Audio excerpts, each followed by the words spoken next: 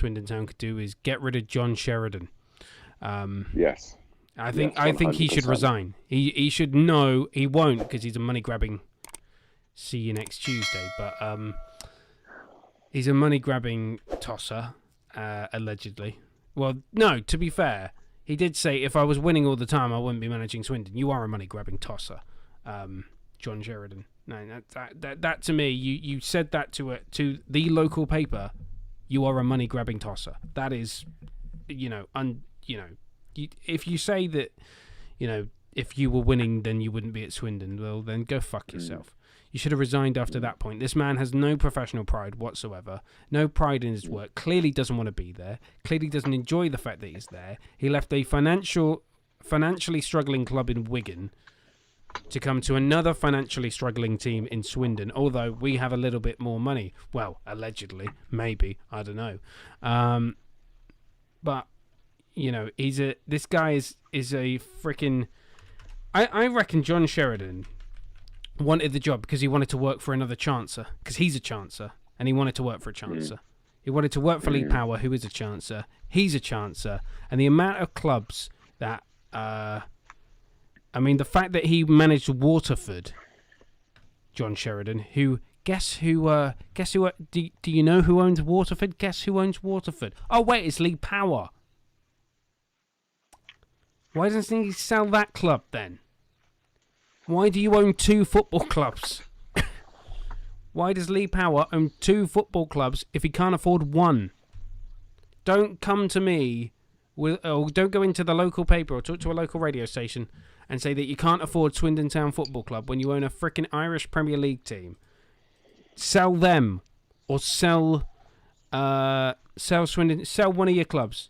A Waterford FC going. I'm going to Google this now. Waterford FC finances. I'm googling it. Do they reckon that they're going out of business?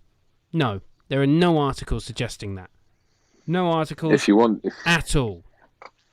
I would say interesting read. If you want to look to see football clubs, stuff like that, go onto Company's House and look at their annual accounts.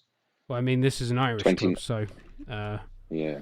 Well, I remember looking, 2019 accounts for Swindon Town, cash in bank at hand and in hand stood at 84,000. Now, I was speaking to a friend of mine who used to work for the club, and they said that Swindon Town's wage budget is £400,000 a month. Jesus Christ. That should be way less. Who are they giving all the bloody money to? Who are they giving all this money to? If you look at the players as well, and then you've got people who work the stands, the higher ups, people who they spend. So that's the wage bill for the entire club. I may be wrong. I may be talking at the back of my head here. I don't want to generate any undue press to me. But my personal view on it, what I was told, I would just remember it being somewhere in the 400k mark.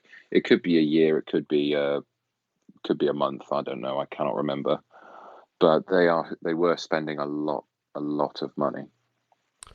The problem with signing these ex-Championship and Premier League players, so like Jonathan Grounds, who we got on a free from Middlesbrough, players like that will automatically command a massive wage.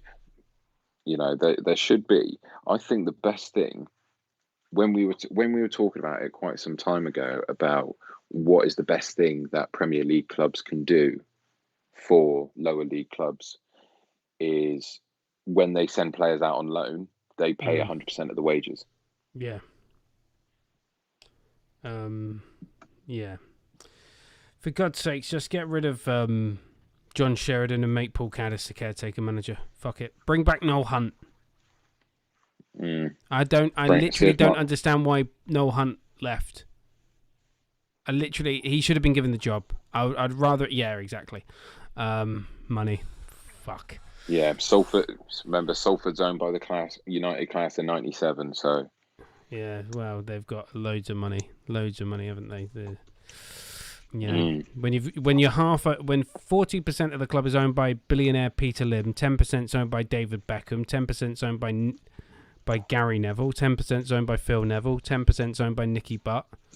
Then I think you got Paul Scholes in there and Ryan Giggs as well. So they're all millionaires, and a billionaire stakeholder as well. So it's just it's ridiculous. And then you got Forest Green Rovers, who's owned by someone with way, way, way too much money. To be fair, I like Dale Vince, so he's a good dude. But yeah, when you've got him, he's got way too the amount of money the pockets he has is loads. He must have loads of money. Not that I'm trying to do a sketch from the 90s, loads of money, but he does. He definitely has deep pockets, because that club should not be where it is. It's essentially a village team. And that should be in the Gloucestershire Premier League or something like that. Yeah, 100%. We need someone who's got deep pockets to come in and buy town. Do you know what? The more we think about how much of a financial struggle it is, the more I wish Red Bull did come in and buy us. Yep. Because the amount of money that would have provided us with, my goodness, buying the ground, make it bigger. We'd have had a youth academy. Going back to your earlier point, we'd have had a youth academy on par with the Etihad campus.